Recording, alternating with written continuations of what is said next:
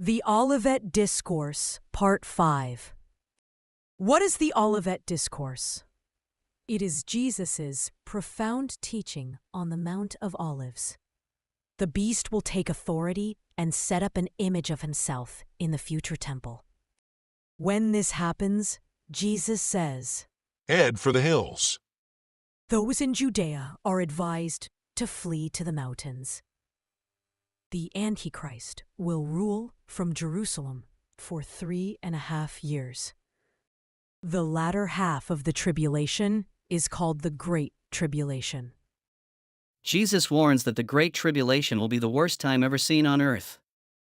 In fact, if those days were not cut short by the return of Christ, there would not be any survivors. Jesus warns of false prophets in the last days, in Matthew 24 verse 24.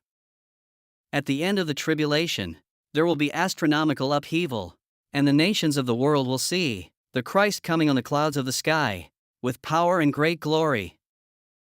Those who were saved during the tribulation will be gathered out of the world by the angels. Jesus emphasizes the facts that there will be signs leading up to the day of judgment, and that his word is sure. He says that no one knows the timing of these events, and that those upon whom judgment is coming will be caught unaware.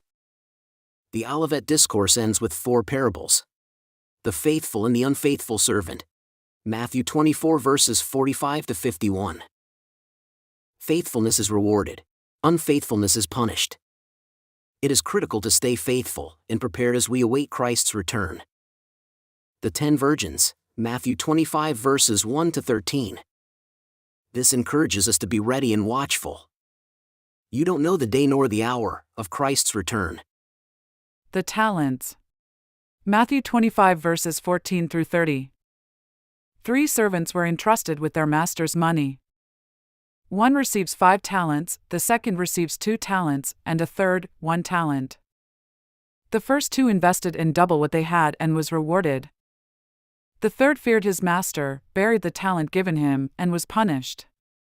This teaches faithfulness. God's servants must give an account of themselves one day. The sheep and goats. Matthew 25 verses 31 to 46. It paints a picture of the final judgment and how our treatment of others reflects our relationship with Jesus. It also pictures the dividing of the saved from the unsaved at the end of the tribulation. Within days of the Olivet Discourse, Jesus was betrayed by Judas. The Holy One of God will one day return in glory to judge the world.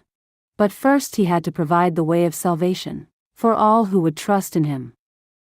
The Olivet Discourse isn't just a roadmap of end-time events. It's a call to watchfulness, faithfulness, and hope.